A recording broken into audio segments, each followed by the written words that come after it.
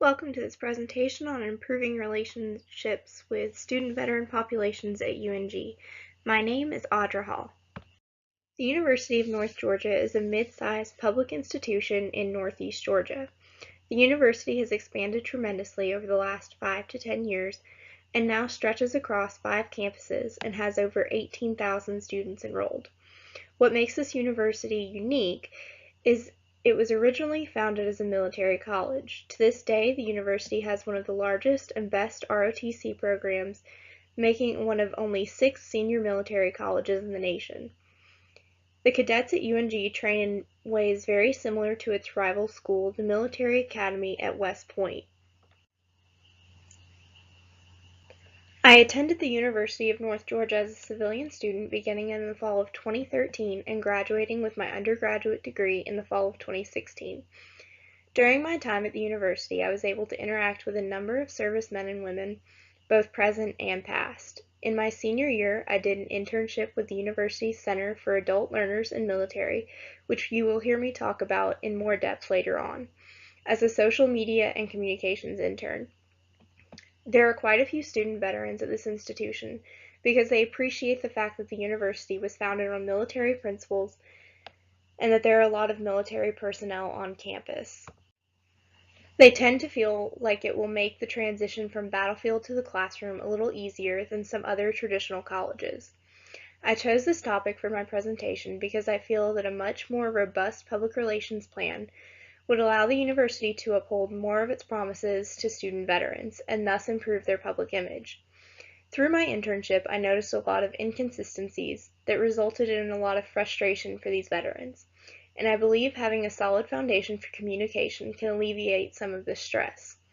The goal of my presentation will be directed at UNG's President, Director of Student Affairs, and the Director of the Center for Adult Learners and Military, is to encourage these powers to utilize a solid public relations plan as a strategic management function to both improve the quality of communications with veterans and the public's perception of the university.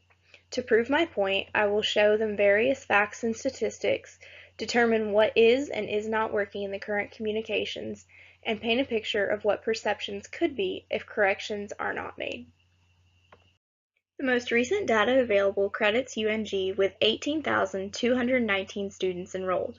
As previously stated, this number is spread out across 5 campuses, including 2 larger campuses and 3 satellite campuses. A survey conducted in the fall of 2016 found that 2,829 students fell into the category of adult learners, which is students ages 25 and older and/or veterans. As of 2014, there are 2.6 million post 9/11 veterans, and the VA expects this number to rise to about 3.5 million before 2019. These veterans are eligible for the GI Bill, which will help them pay for a college education. They are also able to transfer their awards to children or a spouse. Given projections from the Department of Veterans Affairs, the population of student veterans is sure to increase in the coming years and should certainly be an audience of interest for the university as it seeks to recruit new students. For returning veterans, it can often be a challenge to return to the traditional college classroom after serving on active duty. There are social barriers, and there is often a gap of a few years in educational experience. Rather than being fresh out of high school, 18, and having little life experience, veterans are often in their mid to late 20s, if not older, have not been in school for several years, and have had time and opportunity to see and experience the world. The recent influx of veterans returning from active duty to the classroom has prompted research into the transition that these veterans experience as they undergo this rapid life change. One researcher, Holly Wheeler, conducted a study at community colleges and analyzed the transition of these soldiers as they entered the classroom. She found 3 main themes in her research: challenges in academic experiences, the forming of personal relationships, and finding the benefits of bureaucracy. In their study of student veterans, Sandra Burnett of Santa Monica College and John Segoria of California State University focused on the challenges that wounded warriors presented to colleges. They state that the perspective of these warriors will require that educational institutions find new ways of dealing with student veterans and how the university will meet their expectations and needs. The department responsible for communicating with student veterans about special events, opportunities, available services, etc. is the Center for Adult Learners in Military. The 4 employees solely responsible for the running of the department are on 2 different campuses and are responsible for student veterans on all 5 of UNG's campuses. One of these employees is the director, who is supposed to divide her time between the 2 main campuses. 2 of these employees are part-time student workers, one on each of the main campuses, and the 4th employee is also part-time and is responsible for matching military service with college credit. So if you were a student veteran, this employee would look at the courses you've taken through the military and see if you qualify to exempt from any courses with similar content. Communications include emails about events like guest speakers on campus and opportunities specific to student veterans. The center does have a website and social media accounts on Facebook, Twitter, and Instagram, but none of these is updated regularly, and the content is not historically been presented in a way that would draw an interest. There are several elements of the current communications plan that are not allowing the university to reach its full potential in this situation. First of all, there is a lack of effective communication. The university is not providing engaging content for student veterans. How are we supposed to encourage them to choose the university or to participate in some of the services offered if we have hit the snooze button on their brains with boring and irregular emails? There seems to be one means of communication, and that is email. Students at the university receive at least half a dozen emails a day from other departments, professors, and other students. How do we make CALMS the one they want to open and read?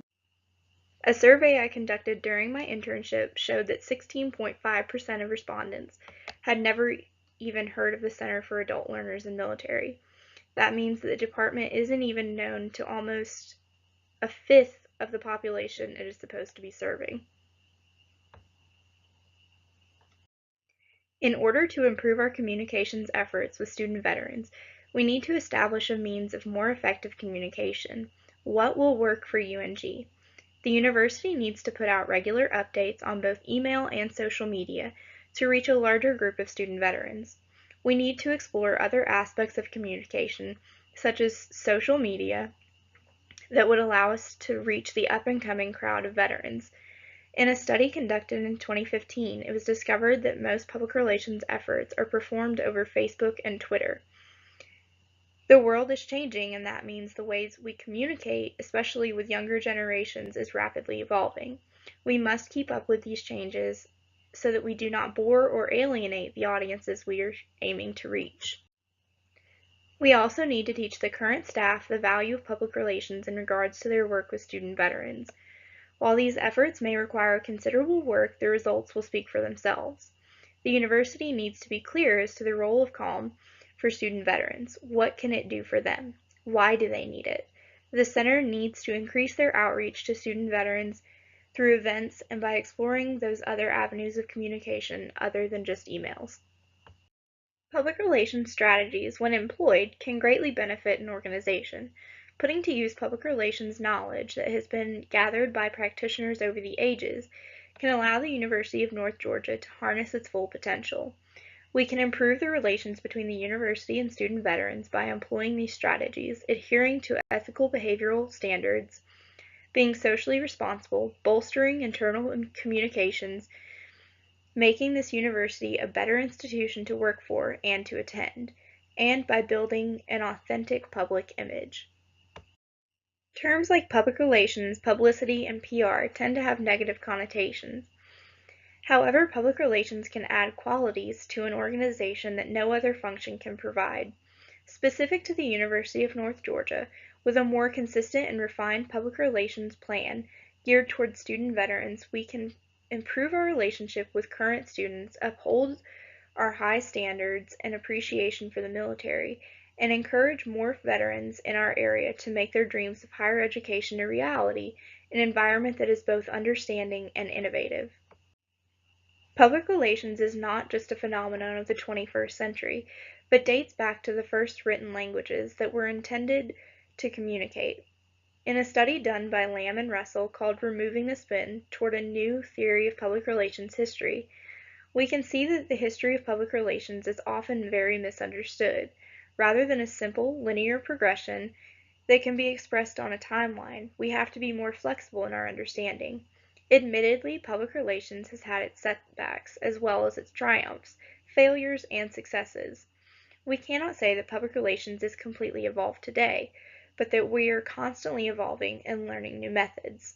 For UNG, this means that employing tested public relations tactics, we are ensuring a great future for university communications that will be able to adapt to changes from year to year.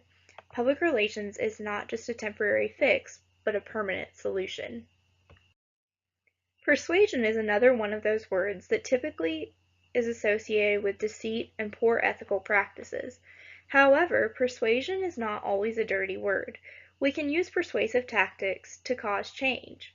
A researcher at Michigan State University defines persuasion as occurring in situations where an attempt is made to communicate something and thus change attitudes and behaviors of audience members through strategic messaging that appeals to the reason and emotion of the persuadee. Lamb and Russell, in their piece on public relations history, state scholars have also identified organized efforts of persuasion to evoke moral and behavioral conversion.